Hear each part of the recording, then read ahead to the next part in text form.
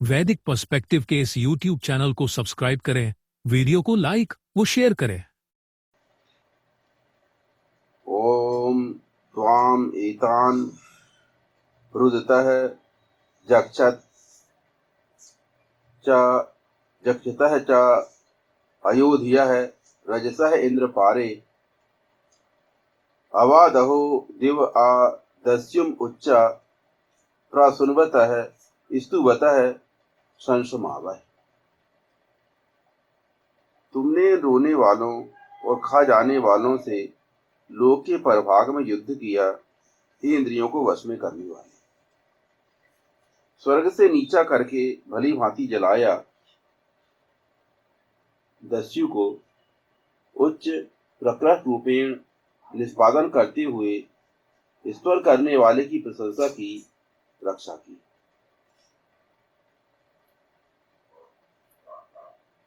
ये ऋग्वेद के पहले मंडल के 33वें सूक्त का 7वां मंत्र है। इस मंत्र का भाष्य चल रहा था। हमारा प्रयास क्या होना चाहिए? आप सत्कर्म करो, आपको फैसिलिटी मिलेगी। दुष्कर्म करोगे, फैसिलिटी ये आपसे विड्रॉ। सृष्टि की व्यवस्था। परंतु क्या है, कई बार हम ये निर्णय नहीं ले पाते डर के कारण। अरे यार वो नाराज हो जाए, हो जाए नाराज। जो व्यवस्था है, हम उस व्यवस्था के हिसाब से।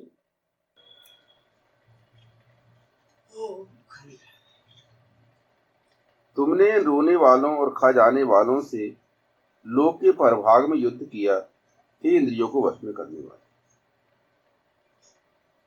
त्वम एतान रुदतः जक्षतः च अयोध्यः रजसः इंद्र पारे। स्वर्ग से नीचा करके भली भांति जलाया, दस्यु को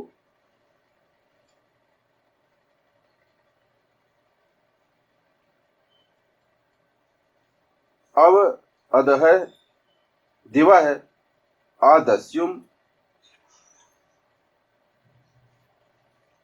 ऐसे दस्यु या डाकू जितने भी कितने ही सुविधा संपन्न और सुखमय स्थान पर, स्वर्ग जैसी सुविधा वाले स्थान पर ही क्यों ना हो, उन्हें वहां से नीचा करके लाए जाने की आवश्यकता है। ऐसे डाकुओं के लिए सबसे बड़ी सजा तो यही है कि उन्हें उन सुख सुविधाओं से वंचित कर दिया जाए।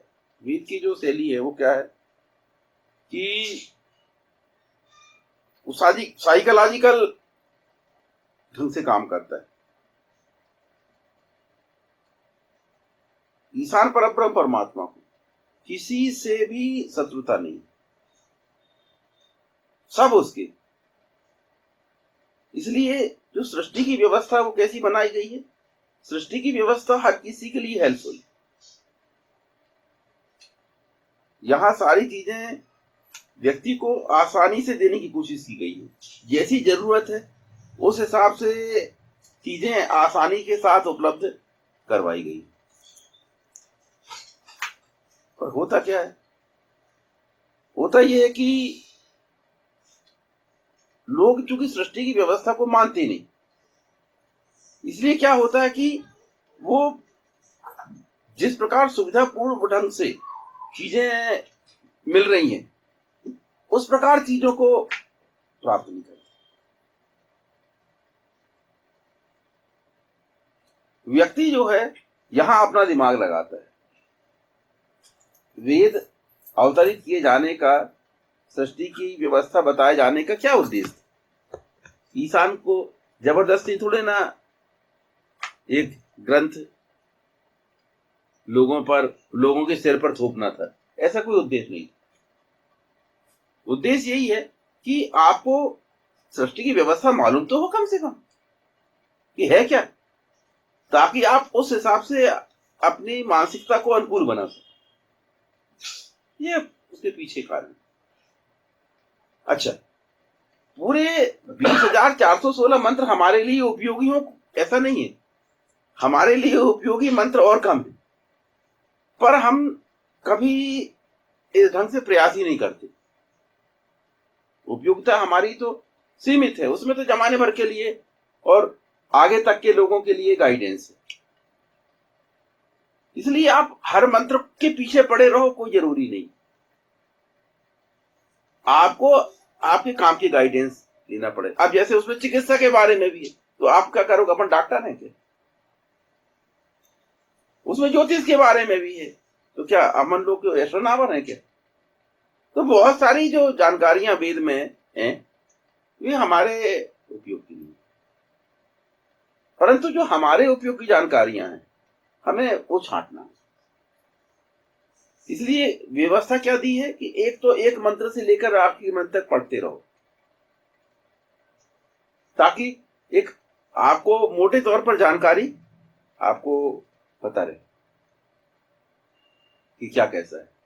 और जो फिर आपके कार्य क्षेत्र से संबंधित है उसको ज्यादा कंसंट्रेट करो, उनको अलग से छांट के रखो और उसका उपयोग करो। तो जीवन जीने में आपको सुविधा हो, आपको चीजें पता हो, कहीं ऐसा ना हो कि जानकारी के अभाव में आप बहुत सी चीजों का उपयोग न कर पाए, फायदा नहीं ले सके। इसलिए वेद अवतरित किया गया और इसीलिए वेदाध्ययन आवश्यक किया गया। वेदाध्ययन नहीं करेगा व्यक्ति तो पता नहीं चलेगा ना उसको। तो हम वेदाध्ययन को क्या समझ लेते हैं? अरे बाप रे, वेदाध्ययन मतलब अरे वेद पढ़ना पड़ेगा, यानी हम अपने ही हित की बातें नहीं जानना चाहते। ये हमारी ये जो कोशिश है वो वैसी है जैसा बचपन में जब हम बच्चे को पहले स्कूल में डालते हैं तो बच्चा जैसे नहीं जाना चाहता स्कूल ना, पढ़ना नहीं चाहता, वैसे ही हम लोग वेद नहीं पढ़ना चाहते। पर वहां बच्चे की उम्र कम रही, पर जैसे हमें मालूम है कि इसको नहीं पढ़ाएंगे लिखाएंगे तो इसका भविष्य बर्बाद है, वैसे ही क्या है, हमें ये नहीं मालूम कि वेद नहीं पढ़ेंगे तो हमारा भविष्य बर्बाद, हमारा ये जीवन बर्बाद हो जाएगा। हमें ये नहीं पता। क्यों? क्योंकि हमारे साथ आसपास अनपढ़ गंवार लोग ज्यादा घूम रहे हैं।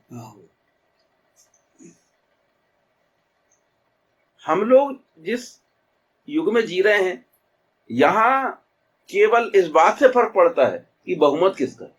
इसको ना मानने वालों का बहुमत है तो बहुमत की बात मानी जाएगी, उनका प्रभाव पड़ता है। अब उससे इससे फर्क नहीं पड़ता कि बहुमत जिसका है वो सही है कि गलत है, वो अच्छा है कि बुरा है, ये कोई नहीं। ये हम लोकतंत्र के जमाने में तो लोकतंत्र में हम केवल देखते हैं कि बहुमत किसकी तरफ। तो बहुत से लोग तो यही देखते कि सब लोग क्या कर रहे थे वो भी। तो बहुमत कठिनाई का और सुविधा का इससे कोई मतलब नहीं, क्योंकि बहुमत से जो आप निर्णय लेते हो उसमें कठिनाई तो है, कठिनाई आपको ही भुगतना पड़ेगा। पर यह है कि वो कठिनाई ऐसी है कि अगर हमें हो रही तो इनको भी हो रही, इनको भी हो रही, इनको भी हो रही, इनको भी हो रही, इनको भी हो रही, तो कोई दिक्कत नहीं। कठिनाई तो कठिनाई है ना। देखो सृष्टि में हेतु रहित को कोई नहीं चेंज कर सकता, तो कठिनाई और सुविधा ये भी कोई नहीं चेंज कर सकता। पर सवाल ये है कि जो कठिनाई हर किसी को हो रही है हम उसके लिए मानसिक रूप से तैयार रहते हैं। ऐसा नहीं है कि बहुमत से निर्णय लिए गए उसमें हमको कठिनाई नहीं महसूस होती, कठिनाई तो महसूस होगी, पर हम उस कठिनाई के लिए तैयार हैं मानसिक रूप से, क्योंकि भाई सबको होती है। तो हम लोग क्या मान लेते हैं कि ये नियति है हमारी। देखो कठिनाई तो फील महसूस होती है ना व्यक्ति को, व्यक्ति को ये एहसास तो है कि सरलता क्या है और कठिनाई क्या है ना। पर सवाल ये है कि हम उस कठिनाई को भी कठिनाई मानकर इसलिए परेशान नहीं होते क्योंकि वो परेशानी सब हर किसी को हो रही, ये होता है। तो बहुमत से एहसास खत्म नहीं होता, कठिन तो कठिन है, असफलता तो असफलता है, पर जब बहुत सारे लोग असफल हैं तो हमें अपनी असफलता भी एक्सेप्टेड रहती है, हम उसको भी एक्सेप्ट कर लेते हैं।